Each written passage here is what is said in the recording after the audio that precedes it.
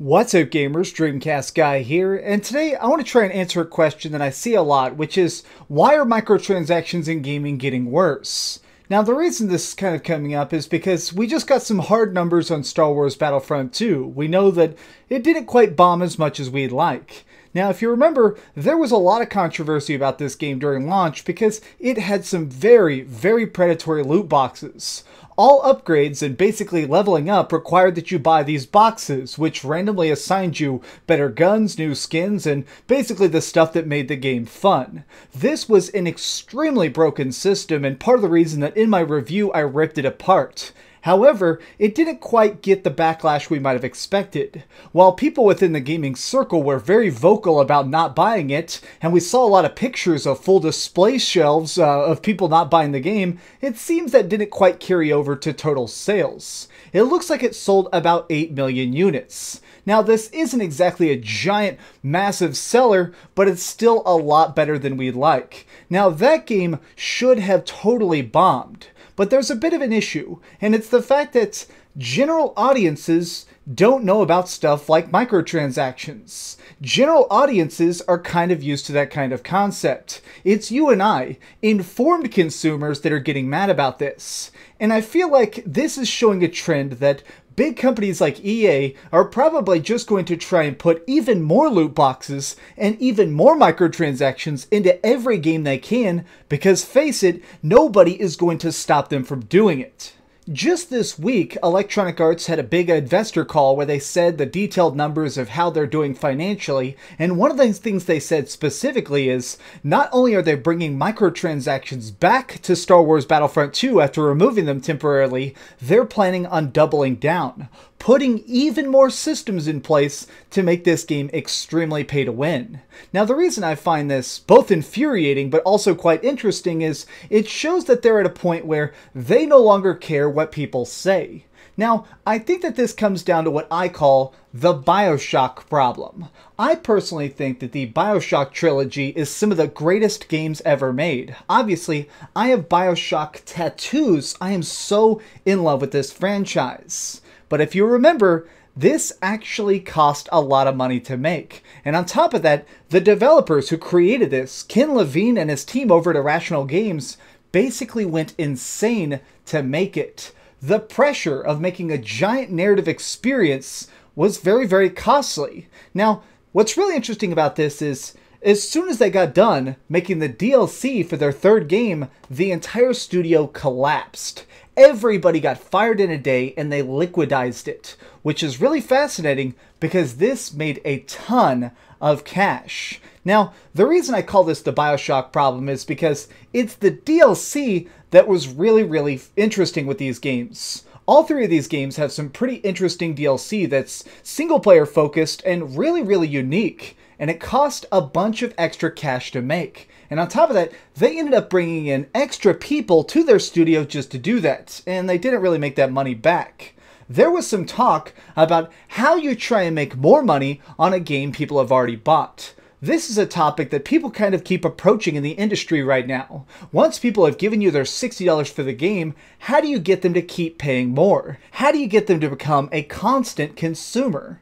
Now, this is really interesting because I feel like it's showing that there is now this darker side of video game development.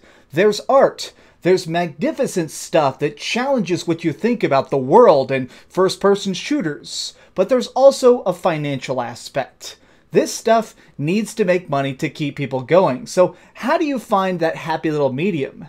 I feel like the further we get from BioShock, the worse things are getting. I think a very great example of this is Grand Theft Auto Online. Now, starting out, this game was really, really good. I think at the beginning, having all these giant free updates was extremely cool. And a lot of these tracks I spent literally 70, 80, 100 hours racing on because I thought the controls and stuff were so good in GTA. But there is a downside to this. Grand Theft Auto Online is so heavily built around microtransactions called shark cards. In order to be the best online, you need the fastest car, the biggest guns, and a skilled team to try and take on heists. But in order to do that, first and foremost, you need that green. And getting your bank account full requires you spend real-life money. Shark cards cost usually about $100 for a couple $1,000,000 of digital currency.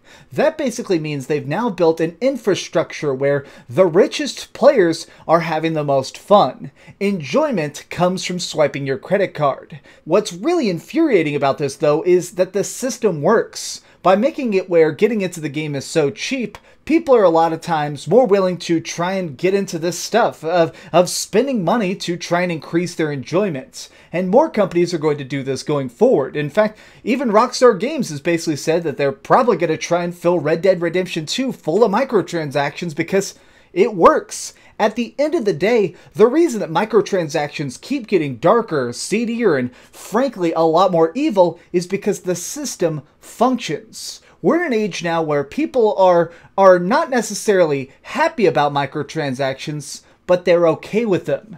And what's really a shame to me is I miss old school DLC. I never thought I'd say that, but I liked map packs. I think that some of the early content in Gears of War is some of the greatest stuff ever made for online play. Seeing these developers make the entire game and then come back later to create additional maps that are more refined and make the hardcore audience even more rewarded for sticking around, that was such a genius move. And now we're seeing people try and step back from that and go, okay, how can we just make it where people are addicted to playing? How can we make it where people are perpetually paying even when they don't exactly want to? In my opinion, we're coming up to a big burst. Every system like this is part of a bubble. There's more and more cash and more profit being made, but eventually the entire system will implode. And I feel like we are very clearly reaching that point. As companies like Electronic Arts try and find new, more inventive ways to try and trick us into paying, it seems like the audiences for it shrinks. While 8 million units for Star Wars Battlefront II is way higher than I'd like, that's still a relatively smaller number. They were hoping that it would sell 13 to 14 million copies within this window, which means that it's about half the total sales they wanted. 8 million, though, is still a hell of an install base. I feel like what needs to happen is more people need to realize that bad games are made on bad microtransactions. Sharp gameplay, good combat, and really cool story are things that we all love, but at the end of the day, if the game only exists to try and trick you into getting more loot boxes like For Honor did, we're going to see the infrastructure that supports these things collapse. While this is overall a giant positive, I feel like it's going to have some really bad growing pains. Anytime you see a big shift in the gaming community, there's typically a little bit of blowback, and I think it's just going to come down to this. Stuff like Witcher 3 and Wolfenstein 2 are fantastic, narrative-heavy experiences based around single player, but I feel like, more than that, we need to try and stop thinking about every problem as being single player or multiplayer. Every game doesn't need to be either a story or a loot box. Instead, I'm hoping that things take a giant step back towards downloadable content in smaller bite sizes. I'm saying that I feel like the best situation that could be coming up over the horizon is stuff where we go back to small chunks of DLC, where we get rid of season passes and instead you buy 3 to 5 maps for $5. Something small where the most hardcore audience is encouraged to keep playing, whereas general audiences can still have fun. Take away all this extra messy crap like freaking upgrades coming out of boxes, and instead reduce stuff down to what worked originally. Let's not forget that stuff like Gears of War made hundreds of millions of dollars. The only reason that that team stepped away from it is because they wanted to let Microsoft take over. However, on the other hand, there's also sort of the Call of Duty issue.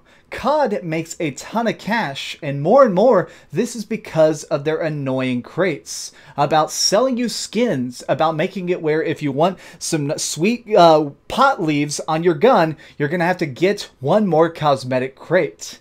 So I feel like we're entering a really dangerous gray area, but I remain optimistic that things will get better. But before they do, it's going to be a little bit painful figuring out where we land.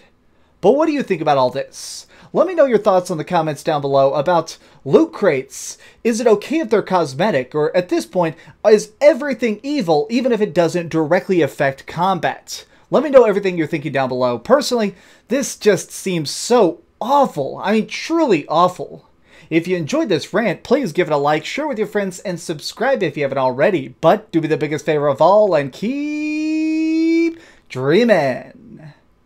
You probably saw this, but I got a new tattoo. Oh, my game paused. I got a new tattoo. It says, "We must never, ever be boring." It's one of my favorite quotes from my favorite book. And yeah, it's fantastic. It's from Chuck Palahniuk's Invisible Monsters. This local tattoo artist, Jay, did it. This is his information in case, I don't know, if you live in Arlington, Jay, thank you, you rock. Oh, hi. I'm just working on the next video. If you want to see what it is, go ahead and click this button and you can subscribe. Also, if you click these video links, you can see my latest review and my latest top 10. Now I'm just going to sit here for a minute and wait for you to subscribe. Oh, I guess I could put on these giant glasses. I literally found these on a roller coaster.